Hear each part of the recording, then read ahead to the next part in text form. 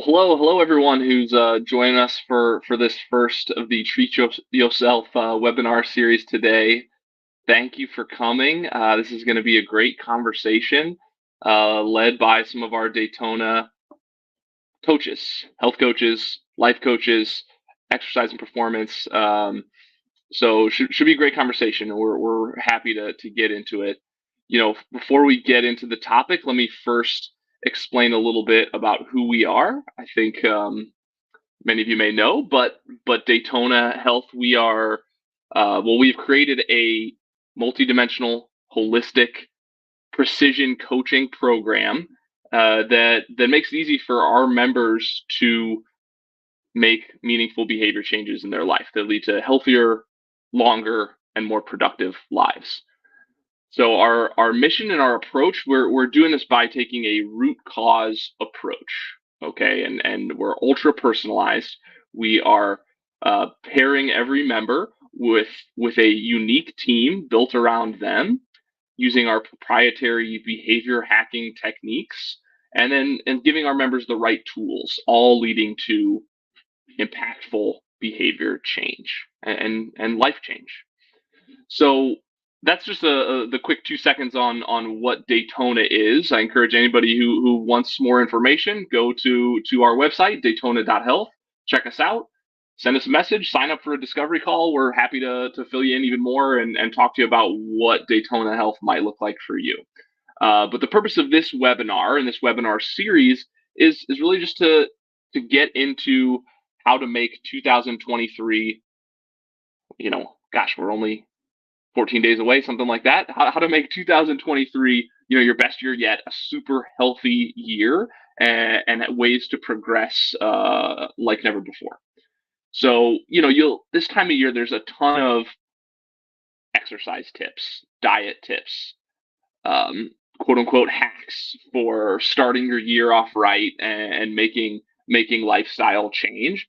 Don't get me wrong, that stuff is valid and can be helpful, and can be really important for making change.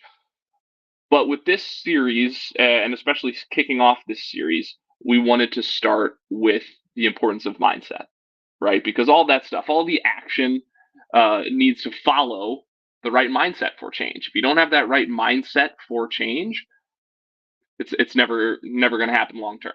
Okay, so a lot of getting healthy and staying healthy means we have to change our attitude and change our thinking, and a big part of that is being honest with ourselves. So that's the main topic we wanted to talk about here today. What we call radical honesty.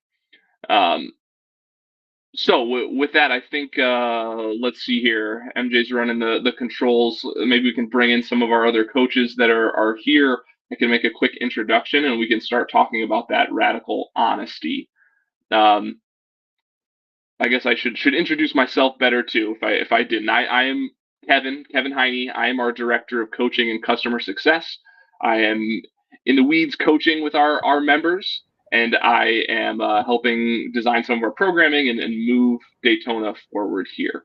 But let me go ahead and introduce, or I'll let you introduce yourself. Campbell, go ahead. Hey, everybody. My name is Campbell. I am a performance coach here at Daytona. My background is in sport and exercise psychology. So if you're working with me, what I focus on is, one, your mindset, the basis of your mindset. How am I thinking before I even begin? Because that's going to really influence the outcomes that we're searching for, which are improvement, reaching our goals, setting a goal, achieving a goal. And my background is also in resilient psychology. So how resilient am I through obstacles? If we didn't have obstacles, we'd achieve every goal that we ever set. So we know that those are going to come up, and what's our mindset to overcome those obstacles? If you work with me, we're going to help get you better in those areas. Love it. Thank you, Campbell. That's a great explanation of what you do. And then let me introduce Coach Brandon. Go ahead, Brandon. You can introduce yourself.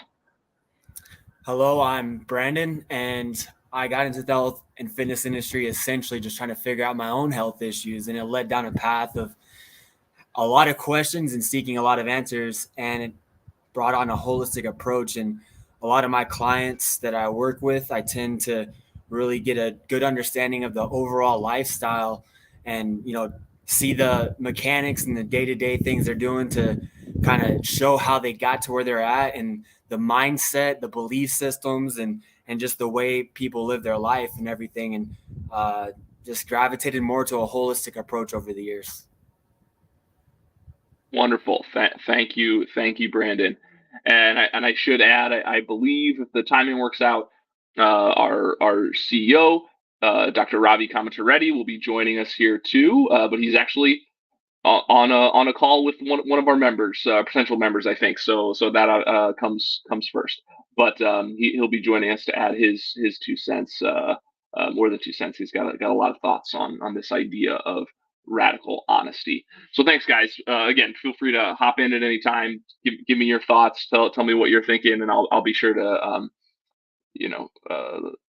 bring you into the conversation often.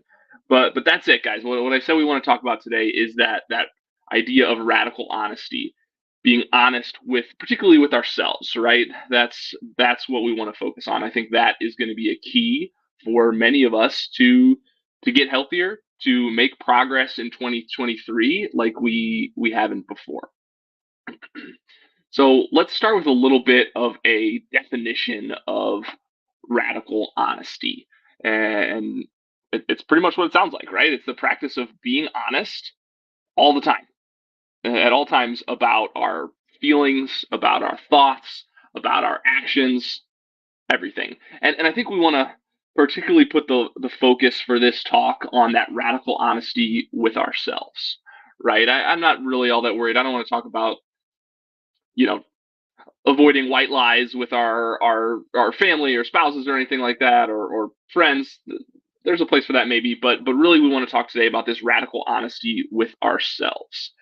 And I think, one of the big questions there is why? Why do we lie to ourselves? Why do we participate with this kind of self-deception or denial, maybe exaggeration, maybe delusion?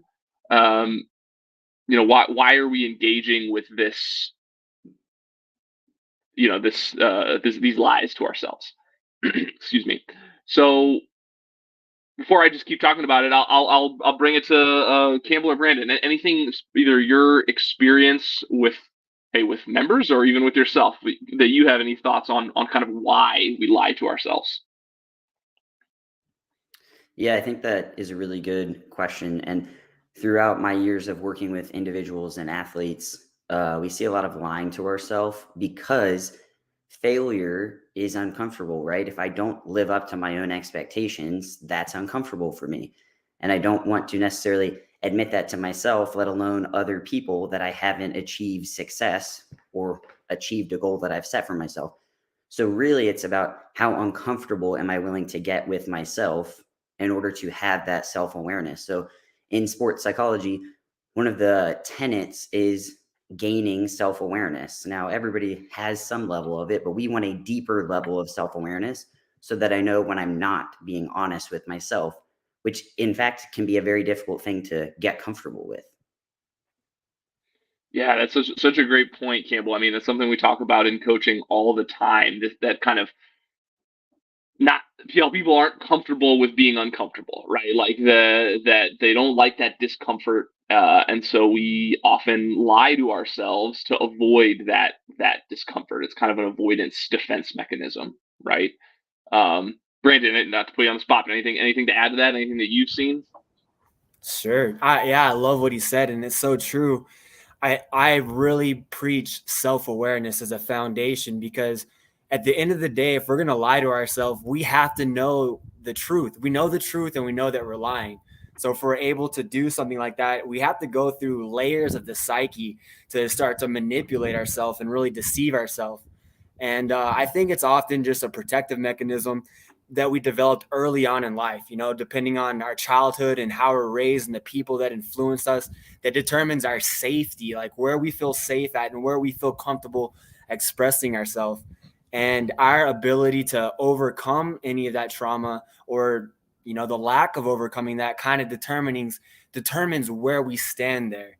And the most empowering thing is developing the self-awareness around these habitual patterns, these emotional and thought patterns that just come up automatically off certain circumstances, and learn to just be honest with ourselves and like feel those emotions and feel where it comes from and the thoughts that follow. There's going to be trends and tendencies, and our ability to really develop awareness is the foundation. And then, everybody sets New Year goals. Why isn't everybody achieving them? Because, within weeks or months of setting that goal and starting to work towards it, we start to deceive ourselves and we start to make excuses, and then just falling back into our normal thought processes and everything. So I think just developing awareness and discipline is a great start, and setting that strong intention of being honest no matter what, because you never win from lying to yourself. Sure, and it's that kind of self-preservation, and the self-confidence for it, right? Like trying to keep that alive. And let me just take a second to introduce Ravi Kamatareddy's here, our CEO. Welcome, Ravi. We're just talking about right now why we lie to ourselves. Just talking about that. So feel free to jump in if you have any thoughts. Yeah, I ask myself. Why do you lie to yourself, Ravi? Well, first of all, welcome everybody. Thanks for taking the Saturday morning to share this with our viewers. So absolutely. So Ravi Kamatareddy, CEO, founder of Daytona Health here. And I'll put in my 2 cents here. I came in a little bit late, but and saw Brandon talk about this. And I think I resonate with this completely in terms of ego defense. It's just easier to believe in a it's like reality is reality, and there's just a small layer on top that we all construct and that layer is our perception. And that perception, there's an angle between what that perception is and what reality is. And for some people, it's a lot. Like it's a very big angle. For others, it's very minimal because they're more honest. And I think that's there just because we just don't like to be let in on our faults. We all make mistakes. We're human. No one is perfect, which means nothing that we do is consistent. And in fact, there's some interesting, I wouldn't say good, but some interesting studies on this in terms of people and lying. And I have to reach back into literature a little bit, but it was a statistic that was very alarming. It was like something around that most adults, when their conversations were monitored and they were fact checked later, there was like at least 1 or 2 lies in almost every conversation. Now, it wasn't a complete, blatant, malicious mistelling of the truth. It was more just a little hyperbole, right? A little hyperbolic. And this has been studied in resumes as well. So we all do this on our resumes, on our LinkedIn profiles, on our Instagram reels, so on and so forth. In some cases, I think social media has made it easier and enabled this telling of falsehoods, but I don't think it's malicious in a lot of cases. I think it's more, we just want to sugarcoat the things that aren't so good about ourselves, which I think you can get away with for a while, probably in a lot of domains. But when it comes to health or plotting out a future or navigating a path on the tasks that you have to do to sustain real lifestyle change, it gets tricky. That's the kind of baggage that I think we as a coaching team really try to make people aware of, and then have them understand how to offload it in some cases. Is that a long answer? But that's what absolutely. Yeah, for me, I mean, that's why I would say I'm always trying to sugarcoat it. I think that's a natural tendency for all of us, and I have to actively be like, well, is that true? Not really. Okay, let's. What is the truth? Let's just say that, and that's trainable, and all of us are better at it. But I think all of us do it. So there is. I try to avoid being like morally judgmental here, because I know all of us, just like in the resumes, just like in the conversations we have, the studies showed we're doing it. We are mistelling some things. Right, politicians more than others probably, but it's happening. Yeah. It's interesting, when you talk about the conversations and lying to others as opposed to just lying to ourselves. I think it starts with lying to ourselves, right? That we lie to ourselves first. It's kind of this idea of, if we can fool ourselves, then we can fool others, right? We can put this version of ourselves out there to others, that we want to put out there.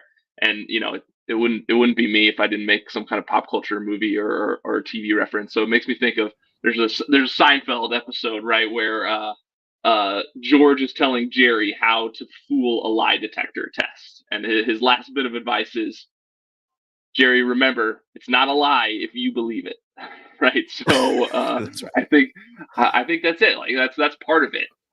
There's that kind of self-preservation and that protecting ourselves, but then also creating this version of ourselves that we want to portray to the world. We have to believe it first.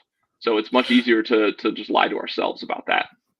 Can I ask you guys now, if I bring this back a little bit to just healthcare and health and then coaching and behavior change and the things that we are trying to help people do, can you guys give us some examples of how you've seen members, clients, current members, clients, or other members in the past, in your experience, what are some of the ways that these falsehoods permeate people's health and how do they get in the way? Can you give us some examples of what people do when it comes to their health journeys? Or examples of them, quote unquote, lying to themselves? Brandon, go ahead. I think you got something to say. Sure. I mean, kind of going back a little bit to what Kevin just said, and we kind of initiated the whole conversation by saying, we're going to have this conversation about lying, but we're going to speak more specifically to lying to ourselves, not so much lying to others. And it all comes down to, you have to lie to yourself before you lie to anybody else in the first place. So it's really the root foundation of the whole conversation. And when it comes to clients' adherence, they say, hey, I want to start eating better. I know I need to move more. I know that I need to take more time and be more aware of my body and take care of myself. But when it comes to the action, there's always, until we develop that momentum, there's that, the law of inertia or whatever. It's like an object at rest tends to stay at rest, and an object in motion tends to stay at motion. And changing that is so hard for a lot of people because, like Ravi said, we develop all these stories of who we are and what we're about. And maybe that taste they get from whatever foods they're trying to get away from is just so strong and overwhelming that they just justify it. So I think it really comes down to a lot of people knowing that they want more and want to do better, but struggling on the action step because it's so strong. It's so much momentum built on that lifestyle. And so for myself, that's why the first thing I do is develop self-awareness, because if you start to see the trends, then you have control. But if you're so lost and swept underneath the thoughts and emotions that you've been having all of your life, you often can't stand ground to make any change. You have to develop the awareness first. So meditation's a very common thing I start my clients with. I get clients, if they come into a gym, one of the first things I'll have them do is breathe through their diaphragm, because most people are chest breathing. And then, so they're stressed out more. So if they start breathing through the stomach, they're a little more clear headed and they can see more of what's going on inside of their head, and then just developing systems off of that awareness.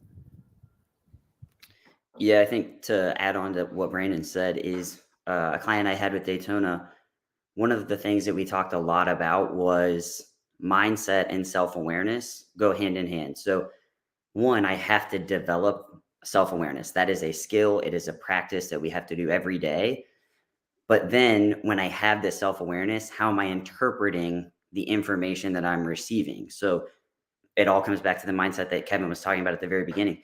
If my mindset is counterproductive, if I'm interpreting everything in certain ways, what is that going to do for my outcomes, right? And then it's about that grind. How do I get out of that pattern of negative behavior that I'm trying to change? But it's my mindset that guides that. So if I hit an obstacle, how do I interpret that? Am I aware of it? What's the interpretation? If I, put in low effort, how am I interpreting that low effort? Is it because I don't care, or is it because low effort is just my standard, my basic? And I think that Ravi, you mentioned something, perception versus reality. If I have a self-awareness moment where like my perception doesn't match reality, what is my mindset then in that moment? That's the point of self-awareness where somebody's going to start making progress. I need to know right in that moment when my perception does not match my reality, what am I thinking? And that is very, very difficult to get to. But if we're willing to make the behavior change, we will get better. but the self-awareness piece is such a crucial moment to being honest with yourself and honest with where you're going and where you're headed. So can I give some examples in my experience as well that I've seen and that I've also probably exhibited in the past, as, at various points of my health journey, but I think will resonate with some of our viewers. One is, if I'm going to basically, I think we see again this intention action gap. Brandon, you'd mentioned this, basically what you were talking about earlier. In nutrition, it's this, hey, I just don't eat that much. That's a statement we sometimes hear. And again, I'm not passing judgment on people who are really struggling here. It's more just we've noticed this thing. Okay, so is that true? Is that based in fact? Is that a perception of what we're thinking is true? But I hear that a lot, right? So I'm trying to lose weight, but I just don't eat that much. And okay, so that's something we always that serves as the beginning of a conversation to go start. And we'll talk about that a little bit here and how we mend this process of being really radically honest. Second, when it comes to exercise, a lot of I'm going to do something. They set a timer, schedule to perform a meeting at the gym with a personal trainer, do the walking they said they're going to do, and they don't do it. This underlying problem of setting a schedule and not following through is, in my opinion, one of the biggest mindset hacks that we're providing people, is having them just stop doing that. And that's not something that gives benefits just in health. It really spills over to everything else in life. I can tell you in business and startups and professionals who are, in high positions, if you follow these two rules, and this have to do with mindset, the following two rules, you guys can push back on me if you think this is untrue, but if you know what you're talking about, or try your best to know what you're talking about, which means do the research, understand the arguments at hand, or the position, the problem that you're trying to solve. And two, just do what you say you're going to do. If you can consistently do that for at least 80% of the time, if you're 90% of the time, that puts you in the top 5% of every business owner, of every entrepreneur, of every founder, of every person who says they're going to do things. You can scope the goals down so that you can hit them. So maybe instead of a 30-minute walk, it's a 5-minute walk. But the mental programming of just hitting them is something super important that we've noticed. Would you guys agree with that? That's something that I think we see a lot of members who are not used to sticking to a health journey, who are like, I can lose the weight, but it always comes back. I yo-yo all the time. It's really frustrating. I feel like this is one of the underlying problems in their mindset, is this sticking to that lie. It's that you are lying to yourself. You said you were going to do something, you didn't do it. And I think that mentally adds up. Absolutely. I think that concept of just simply doing what you say you're going to do is something that I spend a lot of time on with our members. And, that's something that involves multiple pieces, but one of it is that helps you realize when you are overreaching, right? If you are trying to do too much and you're never doing what you say you're going to do, then that means, as you said, Rob, you got to maybe scale it back and take smaller steps. And that's going to be much more conducive to real change. But when people are lying to themselves, they don't even realize, right? They don't even realize, oh, I'm not doing what I say I'm going to do. And they never take those steps to scale it back because they're tricking themselves into feeling like they're hitting their marks.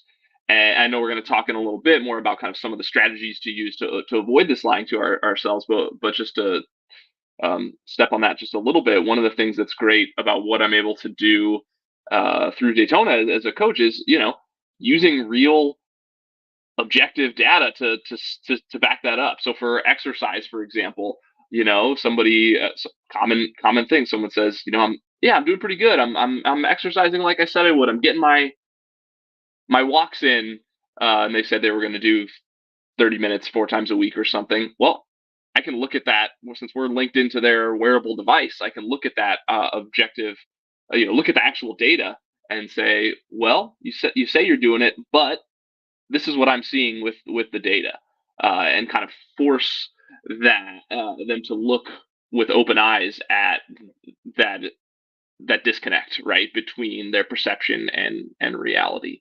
And it's a small thing, but it's very, very powerful to be able to actually look at the data that way. But we'll get more into that in a little while here.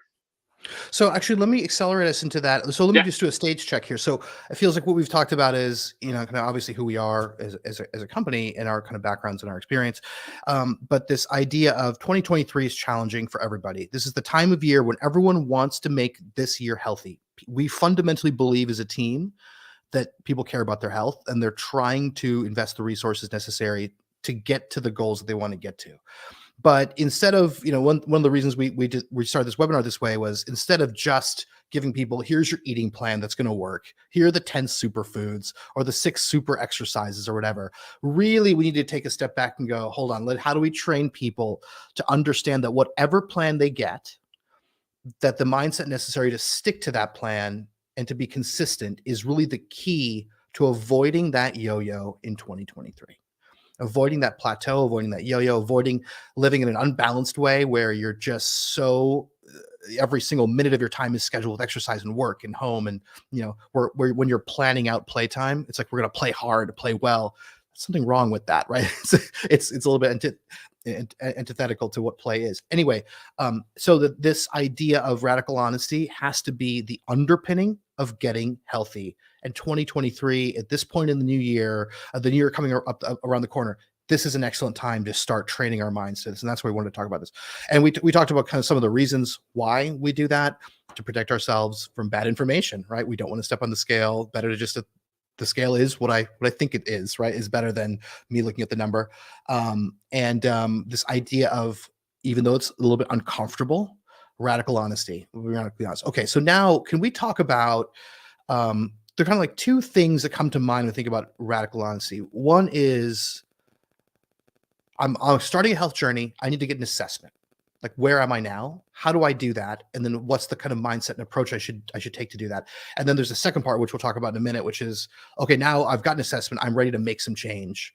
And how do I stay honest? And how do I avoid kind of self-deception during that phase? So can we, what we would call in our company, the calibration phase, the calibration assessment phase. So now as an individual, let's say I have decided, okay, I'm ready. I really want to lose some weight. I want to get in better shape for my kids, for me. Maybe I have diabetes or high blood pressure, and I want to make some changes to see some improvements in those chronic diseases. Whatever reason that is, how do I make sure that I start an assessment of myself? How do I even do that? What are the steps there, and what are really important points to remember when in that process? Yeah, I can speak to what we try to do at Daytona when we're going through the calibration process. And well, number one, it's why it takes time to kind of break down those lies that we're telling to ourselves, get through any of that kind of self-deception and get to the real radical honesty about what's going on with us, about our thoughts, our emotions, our attitudes, our beliefs, and our actions. So we spend a whole week at least doing that, and that week involves, sometimes some emotional time with a coach where we're asking open-ended questions, digging in deep, and challenging the member a little bit to be honest with themselves. To for example, when someone says sleep is an easy one. Like almost so many people, when I talk to them in initial conversations about sleep, they're like, "Oh, my sleep's pretty good. I'm doing a pretty good job there." And then once we dive in deep and ask a lot of questions about what that means to them, open-ended questions about their energy and just logistical things about sleep, we find out, okay, maybe that's not so good. That is a stumbling block, but you haven't admitted it to yourself.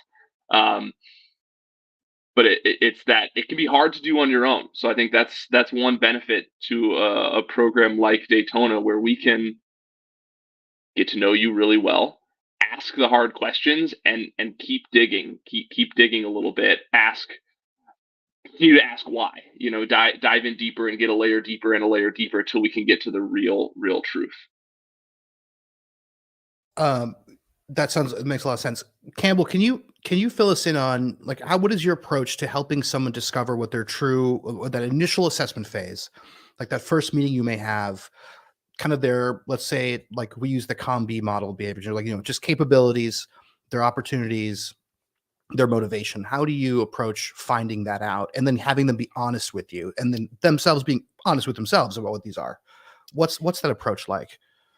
Yeah, so I think similar to what Kevin said, there's a lot of open-ended questions, and it starts a lot with a conversation between me and a client about their foundational values and beliefs. So, what are those? And I think a lot of us can say several right off the top of our head. Family, I want to be a hard worker. Those are those are good. Those are true. But we need to get deeper into what your core, deep within your driving behavior values are, and that is where it takes a while. It's not going to be the first session where you're like, yep, I know what my core values are. We have to dig that ditch and peel back that onion, because there's a lot in there that creates behavior and why we do what we do. And really the assessment piece to it is, where is your self-awareness on those? What is your mindset right now? Me being trained in this field, I can really tell off of a first conversation with somebody their mindset to goal setting. What are they striving for, their motivation for why they do what they do, why did they join Daytona.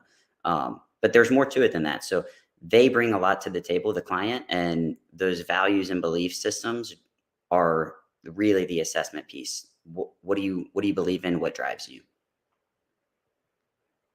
What about, well, I guess I can address this in terms of health. As a physician, we use a lot of laboratory testing and those things to get down to a snapshot of their physiology.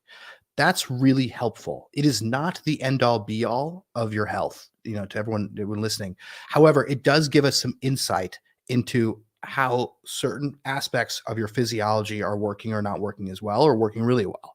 And, I think we live in an era now where labs are freely available, not freely available, but what I would say very available.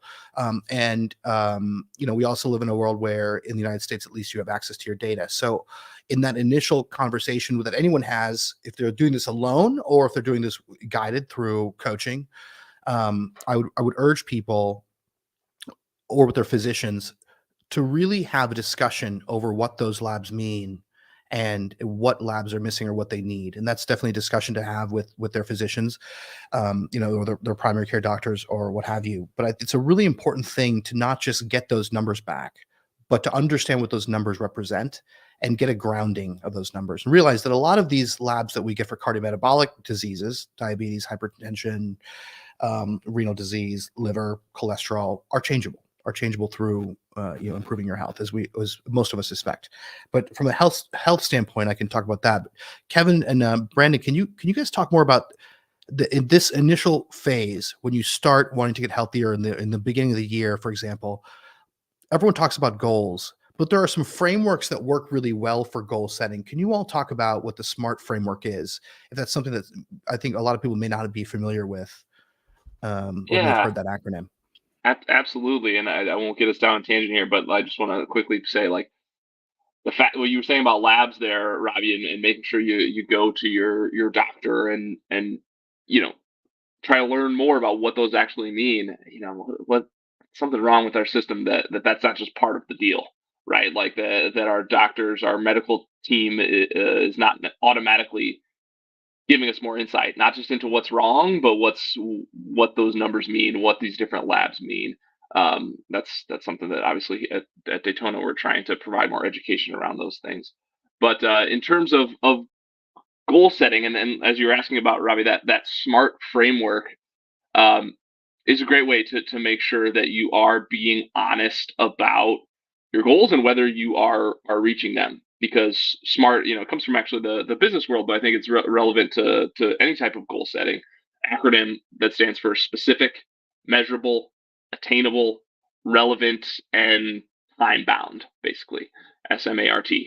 Um, so, like, how many times all of us have had different experiences when we're talking to somebody about their goal and they say, "Oh, my goal is to lose weight," or "My goal is to exercise more." That's probably one something that you've heard. If not framework with, it's really easy to lie to yourself, right? It's really easy to say, "Yeah, I'm exercising more. I'm doing a better job," but if you go back and when you're setting that goal, if you are very specific, what does it mean? Exercise more. What am I going to do to exercise more? If you make sure that it's measurable and trackable in some way, whether that's like, again, using this exercise example, minutes of exercise or frequency or whatever it might be, but just some way to actually measure it. Of course, it's got to be attainable. You don't want to set some unrealistic, crazy goal that's not reachable. That's a way to be honest with ourselves too, to make sure that we are setting reasonable goals that we can actually get to. It's got to be relevant to kind of that why, those whys that we have in our big overarching values, and then it's got to be time bound. That's probably, that last one is a mistake that so many people make, is that they just say, oh, I'm going to lose weight, or even if they get a little more specific with it, I'm going to lose 10 pounds by doing this. There's no time bound, so it's just kind of this open-ended goal into the future that is going to happen someday, but there's no real limits on it. So using that SMART framework is a great way to make sure that you are being honest, whether you are engaging with those goals and doing the things that you need to do. And I think especially, enlisting some help with that SMART goal and some accountability with that SMART goal is a wonderful way to make sure you're not lying to yourself and to others about it. Yeah, I just want to highlight a comment here by Ashley Benjamin, one of our advisors. And Ashley says, I think focusing on the process of getting healthier, this should be a critical goal in itself. So many people start off great, but once things fall off, they quit. How often, how do you all deal with helping them set an intention like that, as Ashley is saying? And as Ashley again says, process goals keep people going off and along with SMART goals for moving forward. So setting a goal in instituting this process, and that is a goal in itself to follow that. What do you guys think about that? Process goals are a lot of what I talk about with the last Daytona client that I had was, we can set a SMART goal, and there are processes and things that we do along the way that are going to guide that. And the intention piece is really the key to success there. So why am I setting these goals, and how am I going to achieve that? But also, when I don't achieve it, maybe I stumble a little bit. How do I recalibrate and create a different process to make sure that I am achieving that SMART goal?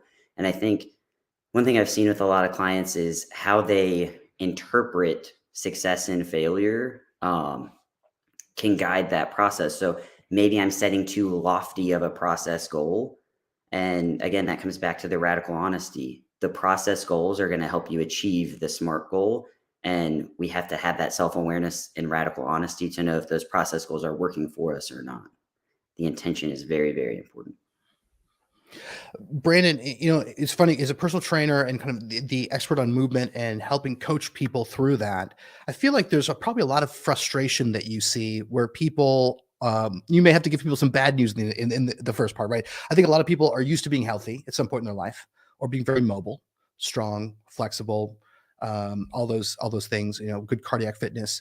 What do you do when you see people who've come off the wagon a little bit and are seeing you for the first time, and they just get frustrated because they're like, I'm just not where I used to be? How do you approach that frustration with them? Because that's kind of them being very honest, right? It's kind of hitting them in the face. Exercise tends to it's kind of that reality hits you in the face pretty quickly. You're like, you can run the mile as fast as you could, or you can't. You can reach your toes or you can't. The feedback loop is so quick. People know their limitations very quickly. How do you approach that? How do you coach through that frustration? Or do you use that frustration or help them channel that energy? Yeah, that's a great question. I mean, every situation is unique, and it really comes back to knowing who you're working with, their motivations and everything. And, oftentimes people will hold themselves in the light of their prime time, like, oh yeah, I used to be able to run a mile this quick, and they kind of hold themselves.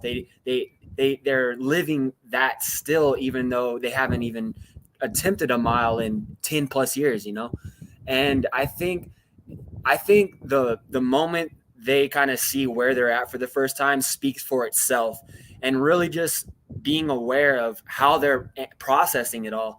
And if they start, some people will be really hard on themselves, or like Ashley had said, like they'll just give up, and if they feel like they, at that moment, they just want to give up because, oh, the road's too far ahead. I'm too far gone. I'm too old, whatever the case may be. it's coming back to those SMART goals, and SMART goals are ever evolving, right? And as coaches, we're having to constantly get feedback from our day-to-day sessions and see where they're at on any given day. And it can shift any day. You know, something profound can happen and they can completely shift. And being aware of those things, and always, kind of going back to earlier is, like Ravi said, just making sure that we're consistent with the goals and making it very attainable. And it's sometimes if they hit a brick wall, they feel defeated. It's just being there with them, letting them go through the emotions, and starting to just support them, and then maybe reevaluate goals, reevaluate perspective, and just be, honest with themselves. And okay, this is where we're at. Let's have a different goal. Let's be more realistic with where we're at. Let's be honest with ourselves, and let's set some attainable goals. When you do finish that calibration phase of either coaching or when people are trying to help themselves, when that's done, do people generally feel better after they've seen a snapshot of their data, their labs, the listing of their motivations, their what we call internally captivators and captivating motivators, those deep underlying reasons? How do people tend to process that? Are they more upset, or do they acquiesce to, okay, so do they feel better? Or they feel more anxious? And how do we deal with that anxiety? Sometimes data can make people feel anxious, and sometimes that I can tell that frustration, like Brandon was just talking about, is there in the overall process. How do most people take that information? I think it does vary a bit from person to person, but most people, there's kind of a relief and a weight that's lifted from, because there's like a mental weight to keep continuing to lie to yourself like that. I think that once we can break that down, that when that weight is lifted, there is some relief and a feeling like, okay, now that I know where I actually am, now I can start to move forward. But at the same time, yeah, it's hard to take some for some people when I think especially for people that maybe had a previous level of, when we're talking about health in particular, like had a previous level of health or level of fitness, and they've been lying to themselves that they're still there when they realize, oh wow, I'm in a much worse place. It can be hard to face that fact too. But overall, I think there is generally kind of a feeling of relief and almost excitement to know, all right, this is where I am. This is a true snapshot picture of where I am, and this is where I can be.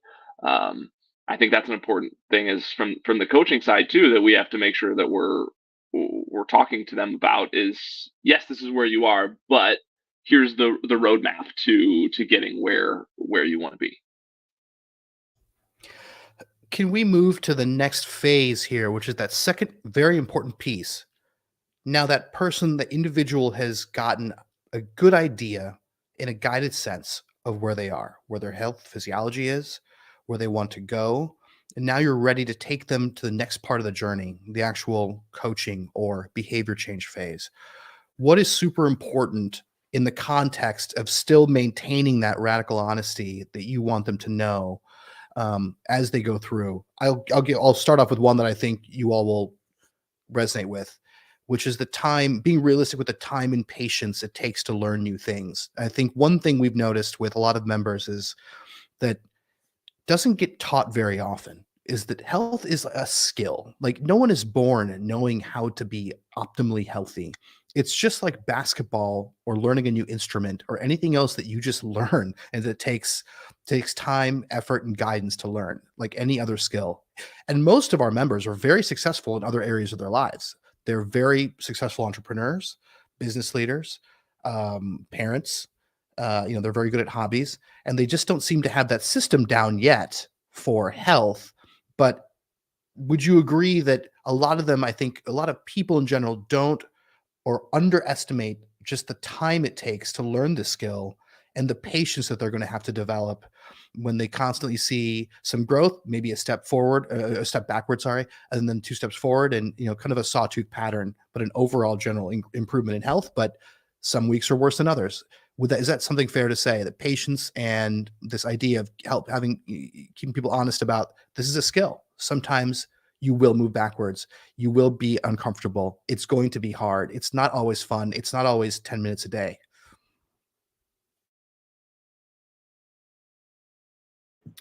Yeah, with my clients, I know that that's one thing I really reiterate quite a bit with them is how do I not beat myself up over time when I do take maybe a step backwards or I'm having a hard week, that just that present focused awareness is okay. And that you can say, hey, I am not at my best today.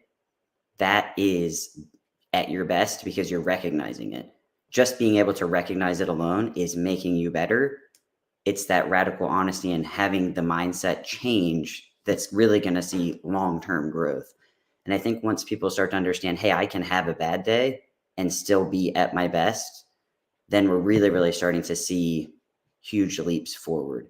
And again, it's a skill. We have to practice it. We have to learn it. We have to fail in order to get better sometimes. And it's uncomfortable to do, but when we're honest with ourselves, we're always moving in the forward direction, even if it doesn't feel like it. Brandon, Kevin, any comments on that idea of imparting that? Have you had any difficulty imparting that idea that health is a skill? I know Ashley said here, learning healthy habits takes longer than learning them as if you were a blank slate, which totally makes sense. How do you get them across that initial? How do you get them that activation energy, if you will, or to get them across that hurdle?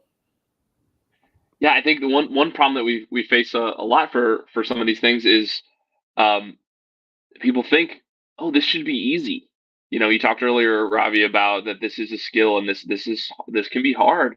People have this idea in their head. Again, I keep using the example of exercise, maybe because yeah, we're talking to Brandon here, but oh, exercise should be easy. I should be able to walk every day, or I should be able to go to the gym. It's that retraining and recognizing that no, this is not easy, and that it's going to take time. And I think too, just as human beings, most of us, I'm certainly guilty of this. We're really bad about our perception of time and how long things take in the first place, right? Like we always are underestimating underestimating how long things will take, whether it's starting a new habit or exercise, getting into an exercise routine, or,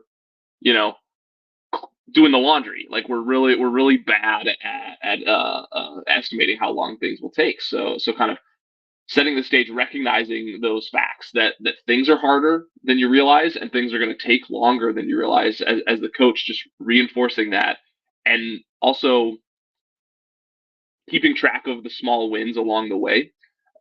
Because again, Campbell touched on it, like many of us, and many of our clients have this picture in their head that progress is going to be totally linear, that it's going to be this, let's say weight loss. I'm going to lose 2 pounds a week every week for 10 weeks, and then I'll be at my 20 pounds. It's never that way. It never is, for anything. It's a series of stops and starts and successes, and the road is bumpy.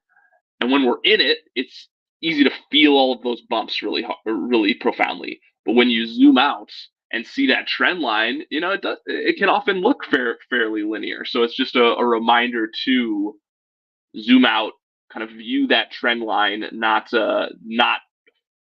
get hung up on every stop, every challenge, every barrier of maybe on those days like Campbell mentioned, that we're not feeling our best. Okay, I've got one that I think everyone can resonate with, and really curious on how you three deal with this specific situation, or four actually, with Ashley as well, who please feel free to chime in here on this. It's when members or people you're coaching are very free at telling you when things are going well, but can you all detect times when they're hiding? I use the word hiding gently, hiding information, or when they're reluctant because they're scared that they don't, because they don't want to disappoint you when things aren't going well.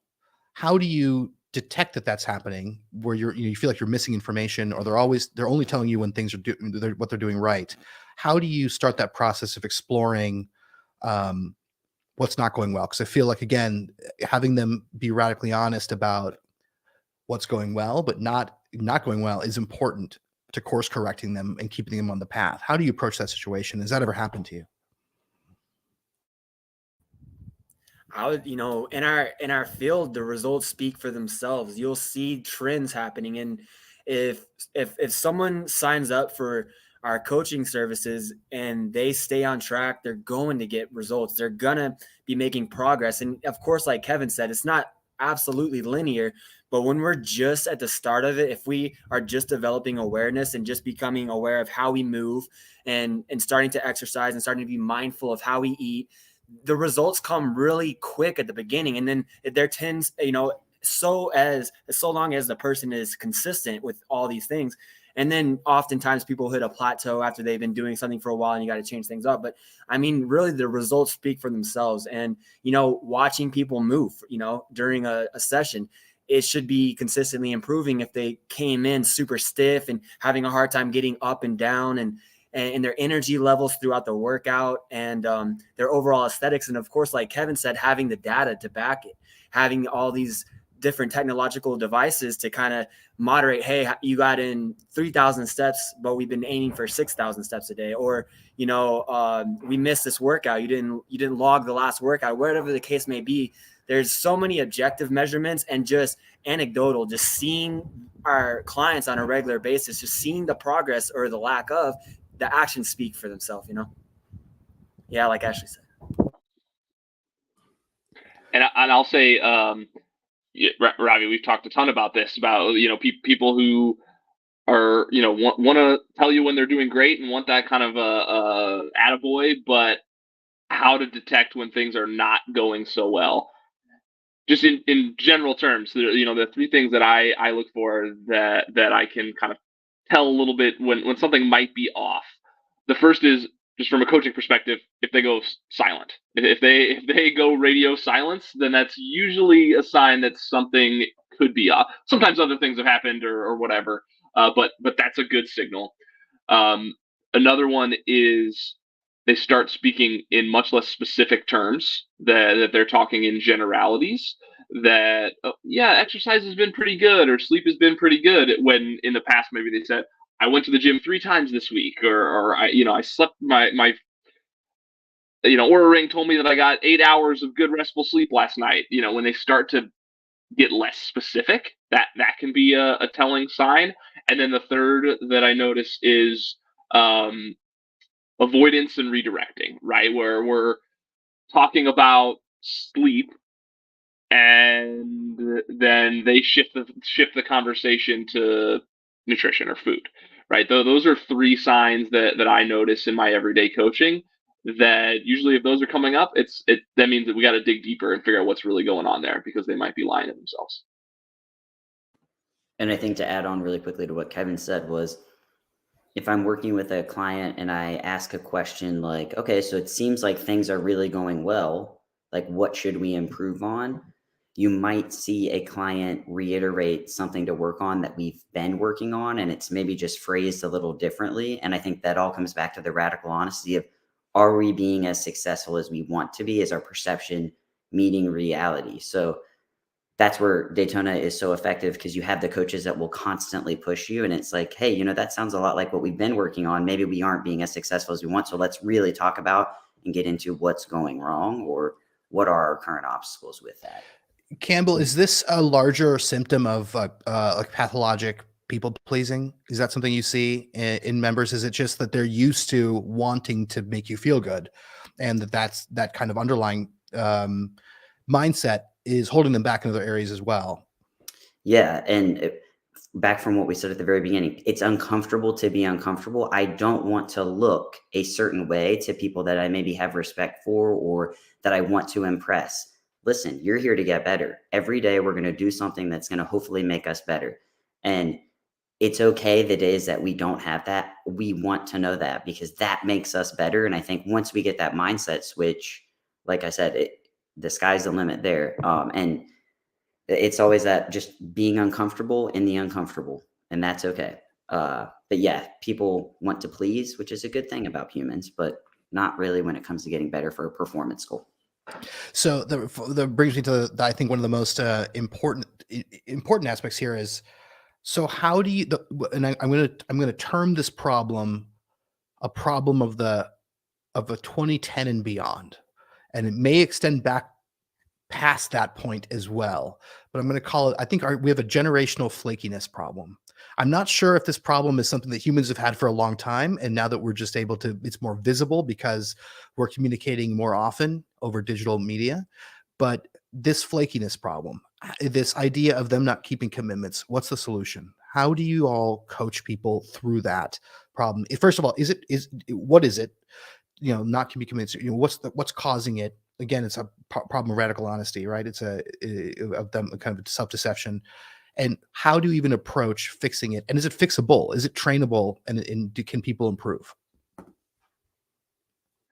Yeah, Ravi, I think you're onto something maybe with that timeline. I'm not exactly sure, and I think there is something with kind of the advent of more digital communication and how we represent ourselves online, and not to go down a tangent here, but also kind of more on the political end of things. This kind of haziness around what's the truth and what's fact, that it's not so maybe presented as so black and white as it should be. But anyway, um, yeah, I think a couple things from our perspective, the coaching perspective, what we can do to help is just call this stuff out. That when it is, whether it's the people pleasing or just simply avoidance or that self deception, calling it out, and saying, this is what I'm seeing. Do you think that this is what's happening? And continuing to dive in deeper and to dig a little deeper, keep, as we talked about at the very beginning, break down those layers. That's number one that we can do from a coaching perspective, is not let that people pleasing or not let those lies go unchallenged, which is, from a coach's perspective, it's hard to do sometimes. It's hard to just in general, not even coaching, just other people. It can be hard to challenge them on that, but sometimes that's what they need. Brandon Campbell, how does that usually go when you end up challenging them on that? How do you get them through? Are they mad at you? And what's the response like? It doesn't seem like it feels good. It doesn't seem like a positive interaction. Yeah, I think I've seen it go both ways, where I've had clients say, like, thank you for kind of calling me out like that. And I've had some that are like, whoa, that's not what I'm doing. That's not what I'm doing. But it's always a positive interaction, because I think in today's, 2010 plus society, it's so easy to get distracted, and it's easy to lie to yourself, right? I can create this image of myself online, and I don't want to, influence my perception of that with even my coach. But I think, a healthy relationship that you build with your clients, we should always be able to mend those relationships if we do have a little call out session, which again leads to positive growth. So have I made some people maybe a little frustrated with me? Yes. Do we always get better because of it? Yes. Yeah, I think it's a. Yeah. Oh, I'm sorry, Robbie. No, go ahead, please. I think it's a tricky dance, and there's no like one path to take. Ultimately, every personality has a different response, and like some people do well with a more straightforward, just like tell me how it is, push me, motivate me, and some people are a lot more sensitive and need a little more compassion and time to kind of like. For them to kind of like lick their own wound and not present it, but after they kind of lick their own wound and it has a little covering on it, then be honest about it from a very subtle way. And I really, just depending on the person, have to just develop that relationship and know what approach to take. But I mean, without a doubt, there's been uncomfortable conversations. Sometimes I've misspoke and I've said something that just didn't resonate. And like you said, Ravi, yeah, you can have uncomfortable conversations if you confront someone about their lying or their deception. So I think it's a really case by case answer. It's hard to answer in generalities on that, but ultimately I think just knowing the person, because ultimately they want to grow, they're trying to overcome it. But sometimes our excuses and our feeling safe in that little space that we're at is strong, and people cling to it, and we got to help them just overcome it, whatever way it works for that personality. So basically call it out, call it the flakiness in a gentle way, make sure to keep them honest. And this is part of the accountability of coaching. And then they're going to react to it how they're going to react to it. But then basically depend on the fact that you all have a trusting relationship, where it's obvious that with some thought and after they calm down, that you're looking out for their best interest. And if they trust that, they'll come back. Yeah, and I'll say as a cherry on top, really trying to navigate the conversation and the personality type to lead to responses and not reactions. Because anytime reactions are leading the way, it's going to be irrational and emotionally driven. And that's when the lies come in, and that's when the toxicity comes. But if we can keep the conversation in a response, like a responsive way, and just an interaction like that, it's going to be much more likely for success.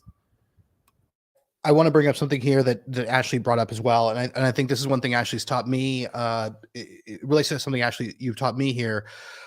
Ashley's saying, I think internal goals also vary, and asking a person what might have changed for them, which, life gets in the way of these plans, holidays, grief, stress with family meals, other losses, really change in the drive and motivation. And just sometimes not always improvement, but just staying the course takes all their effort and mental and physical energy. And that's okay to have that as a goal going forward. I think one thing, Ashley, you've said before to me, in trying to teach me how to be better at this is a case of transference or countertransference. Whereas as a physician, and I know as coaches, you all probably have done this, where we sometimes superimpose our goals on our members when really that's not what they wanted. They wanted something that was something completely different, or not at the same intensity, as I wanted. I remember the conversation with Ashley that we had, where I was trying to improve. It was something really related to sports. And Ashley's an incredibly gifted basketball player and free throw shooter, and coaches free throws. And I was just trying to get from like 16% to 30%. But Ashley's like, well, I want to get you to like 90%. I was like, I'm not 90% real. I'm not, that's not my thing. Like I'm good with not getting that good. He's like, oh, okay. And that's something that we're just as high performers, or as physicians and health professionals and coaches, sometimes we go, we're going to get you to bench 400 pounds. Like by the end of the year, you're going to be this incredible monster of a human being who can do this stuff and run a mile in 7 minutes. It's like, that may not be what they want. And sometimes it's important for us to check our internal goals and be like, are we really calibrating to what this person wants? So the other thing I wanted to say was, one thing I say to members sometimes is, who are especially the ones who are executives or in leadership positions, and they're taking care of lots of other complicated things: work, people, payroll, products, marketing for a company, all those things that people do. They're usually busy professionals. And they're really good at that, very conscientious, not flaky at all. But when it comes to their health, they let themselves down. And I just said, like, you are the CEO of yourself. To treat yourself like the CEO of your own health and your body. And like, you wouldn't accept someone being flaky there. You wouldn't accept a certain level of goals being missed. You won't accept that at work. Why would you accept that with your own self? Right. And that's usually sometimes gives them some food for thought, where they hopefully come around. So this is a very interesting discussion. And I wanted to just recap a little bit here and just give people some takeaways. So we know the mindset's important. We know the fundamental part of this is avoiding self-deception, which is a process that some people can do alone, or through workbooks, or through periodic consultation. We think it works best when you have continued coaching support. That's one way to do it, which we think really works. And it helps you, this honesty helps you in assessing first where you are. And then it helps you staying the course on how to get to where you want to go. That initial phase of figuring out what my health is, what my motivations are, what I'm capable of, what my goals are. And also, now that I've started this health journey, keeps me on track. If I deviate, being honest about that deviation can help the coaching team help me, and can help me figure out where I need to course correct. It's like, I need that map. I need that to see both trajectories, where the ideal line is and where my line is. And when we start deviating, I need to do that course correction back.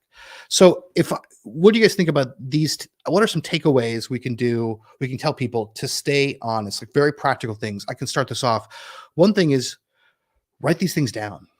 Have a written record of where you are, what you want to do, your strengths, weaknesses, things that we help people with at our company, but also, even if you weren't a member of our company, would be really helpful for people to work through. That is to write their goals, write their motivations, write those captivators and those reasons down. You agree with that?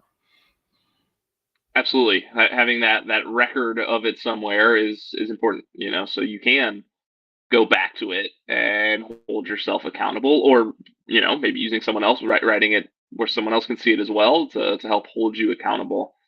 I think that's a huge one. Another one that we've touched on already, but I'll bring back up is just figuring out how to measure or use data, right? Like, so again, that example that I gave earlier, where maybe somebody says that they're exercising more, but we are able to use their step count or exercise minutes from their wearable device to confirm that, or to help force them to be honest. I should not force them, but help them look at themselves with an honest eye. So this is a place where wearables and things like Fitbits and Oura rings and Apple watches are useful. And as people will probably get some of these things as Christmas presents or holiday presents for the new year, this is one of those areas. This is their strength. It's not about them really telling you what to do. It's about telling you where you are, what's been done. That fitness tracking. And would you say those are effective tools at that, and they're good enough, or they're lacking in accuracy to where most people, it's a problem for most people? I think they're depends on what you're trying to track and how you're using it, but I think they can be good enough for monitoring progress and again making sure that you are doing what you said you were going to do. Yes, they're not perfect. They might not capture every minute of exercise or every step or everything to a T. They have gotten better, but they should at the very least be able to give us some idea of trend and when things are improving and if things are moving in the right direction. What do you all think about public commitments and social support as another kind of technique to keep people honest? Yeah, I think the more people that we can include in our personal growth, the better. I think anybody that can have an honest sounding board can kind of call out those behaviors that maybe we ourselves are not willing to call out. A spouse is normally good at that. A best friend, a coworker that you're around a lot. If you're talking about a CEO, you have normally a right-hand person. So the more people that can help hold you accountable for your behavior is better. I think quickly going back to what Kevin said about the Fitbits and the wearables, what I like to do is also have like a personal reflective journal to pair with that, so we can have hard number data. But also, let's say if we're looking at like a sleep problem, part of that sleep routine would be every morning when I wake up, I'm going to, rate what I felt about my sleep. How many hours did I get? What time do I think I might have fallen asleep? Look at the numbers, then look at my journal, and then we see that linear pattern or, waves in that pattern over time. Because the numbers they're close enough, but our self-awareness and reflection will help guide us as well when the numbers aren't there.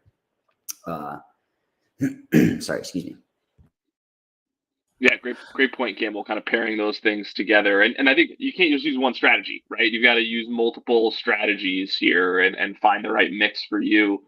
As far as what you were saying about public announcements, public commitments, I think we can all relate to that and probably at times in our life when maybe we had this intention or ambition that we kept to ourselves for a while, and it maybe just kind of stayed there for a while. I'll relate it to myself, going back to school for my master's. I wanted to for a long time and wanted to do it and kind of kept it to myself. Well, as soon as I made the decision, all right, I'm telling people that I'm going to do this, it goes back to that idea of people pleasing. It kind of started the clock for me. We're like, okay, I said I'm going to do this. I told people I'm going to do this. Deep down, I want to do it for myself, but it put that little bit of extra pressure on me and made me act on it when I hadn't acted on it before. Makes sense. The other thing I would bring up is this idea of being introspective. Campbell, you mentioned this with the journal, but in general, would you say, I think a takeaway here is acknowledging how you're feeling, taking that extra second or two of thought to when you're frustrated, when you look on the scale, when you're avoiding the scale because you don't want to see what the number says. Instead, step on the scale, understand, engage with the process. You're going to look at the number. You're going to acknowledge whatever feeling comes up. You may be frustrated, you may be happy, but take the time to internalize that feeling, understand that, and then use intelligence to figure out your next move. And the part of that intelligence and that strategy could be the social support we talked about, or the coaching and things like that. But this idea of of accepting the feeling and not covering up the feeling, is that important? Yeah, I think that is the crucial part for success, is that acceptance. So present focus awareness, and then accepting whatever that emotion is. And like you said, the scale, it might not just be the scale. Maybe Brandon's giving you a workout and you do the workout. At the end of that, same thing. How do I feel about my performance today? Did I put in good effort? Did I try as hard as I wanted to? Write that down. Look at your patterns over time. It can be said for anything, right? That immediate awareness. What do you guys think about helping people execute on that strategy of accepting that, or being introspective, especially for people who aren't used to that? Yeah, I think from the coaching perspective, it's something that we have to work hard with our members on, and make sure that, as they're acknowledging how they're feeling, and being honest with themselves about that, and then expressing it to us, reminding them that we're looking at that without judgment, right? Because again, going back to this people pleasing thing, that's something that is important that we get across from our perspective, and I think is true for all of us, that we truly want to help our members and the people that we work with get better, make improvements. And we know this stuff is hard, so as they're acknowledging and expressing their feelings and their struggles, and what, the frustration and anxiety, we're looking at that without any judgment whatsoever. That it's merely that the first step is recognizing that, and honestly, from a coach perspective, when someone does bring that stuff to me, gosh, it's so much better than when they're lying to themselves about it. Like, I can actually help them now. I can actually help work through that, as opposed to the person who is just glossing over it, or not being honest with themselves. I think Ashton brings up a good point here on people who are coming to either coaching or behavior change with a different baseline level of mindset. So, and I think his point of being how trust is critical, and they have buy-ins. They have to trust that A, we know what we're doing, and B, we know them. I think those are two kind of aspects of that trust, right? So, like, we're talking to people who are trained, and we actually have the knowledge, and that knowledge is verified and trustworthy and correct. And then secondly, that we care about them, and that we've got their best interest at heart. We understand them from a personal level and how they're unique. What's interesting about the athlete situation, which is about, as Ashley says, who just want to be told what to do. My breakdown of this has always been about, I think now you're an athlete, hardcore athlete, Kevin, so you can verify this. You two, Campbell and Brandon, you guys could be too. I know Kevin's background to the point where he's kind of no nonsense on the team. I'd hate to play volleyball against him, but it's this idea of they've got the mindset already. They just need tactics. They're like, give me exactly what to do, and I will do it till my fingers bleed from 4 a.m. in the morning, and work really hard at it and get that extra 1%.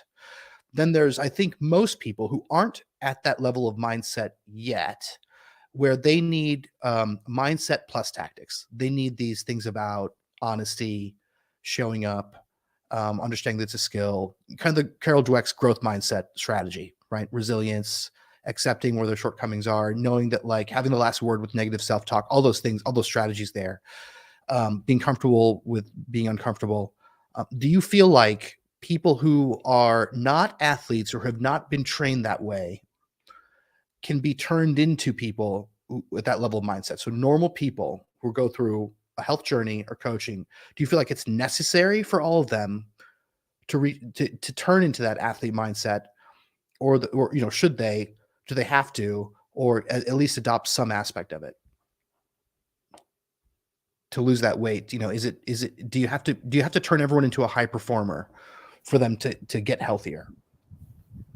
I mean, we're talking athletes, such a small percentage of what we're actually dealing with as coaches, for, specifically with motive. And I think everything it's emotionally driven, for no matter what, like no matter what we're talking about, whether it's the exercise, the food, and an athlete has a strong emotion and desire to be the best. That drives athletes to go to 4 in the morning until their fingers are bleeding and everything.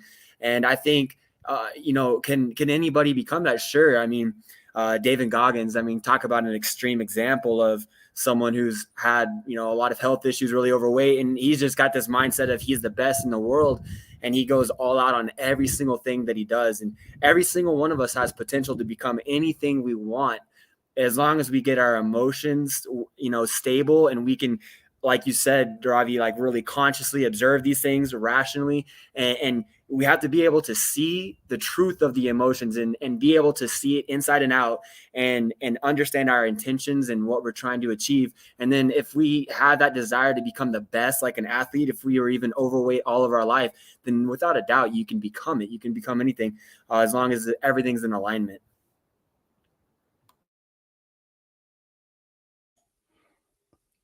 Okay, well, that's really helpful. So we're at an hour and 60 minutes. So first of all, I want to thank everybody here for showing up, and Ashley as well in the comments, and helping give the insight to people who are going to struggle. I think it's going to be a good struggle, however, but we've outlined some ways that mindset's important. We've outlined about the importance of radical honesty, which is what we focused around here in this webinar, and how important it is to helping them figure out where they are and how to stay on the track going forward, and some ways they can stay on that track with using social support, public commitments, logging and tracking, and getting feedback from some things very analog, journals, other things very technological, wearables. But the importance also of coaching. I think that's one thing that we all are obviously advocates for at Daytona Health. It's not absolutely necessary, possibly, but we think it's necessary for the majority of people, and it could really help them get there. And it's super important. This is the first of a series of 4 webinars. Our goal is not to give all the obvious information that you'll hear from everyone else, which is, like I said, the superfoods and which wearable's the best, which that stuff is important, but we're really concerned about how to keep people on track long term, avoid the yo-yos, level people up to be the best version of themselves. Anything else you guys want to add? Yeah, thanks for everyone for participating and joining us. And yes, just to reiterate, it starts with mindset. So we're going to spend a lot of time talking about that. Behavior, action follows mindset. So that is what's most important. And I think that, as Ravi mentioned, a lot of the tips and hacks and things that we'll see over the coming weeks and months won't even mention mindset. So we want to start there. Okay, thank you everybody so much. And if you want to learn more about how we teach mindset, just visit us at daytona.health and book a free discovery call with us, and we'd be happy to talk more about it and learn about what makes you unique, and how we can help. Otherwise, stay tuned for our next webinar. And thanks, Ashley, as well, for contributing and providing your insight. And leave any comments to us on the website, info.daytona.health. And you can find this webinar on LinkedIn and YouTube, and we'll put the links on a follow-up post. So thank you all very much, and I hope you have a great Saturday. And thanks, MJ, for running this thing. Bye, everybody.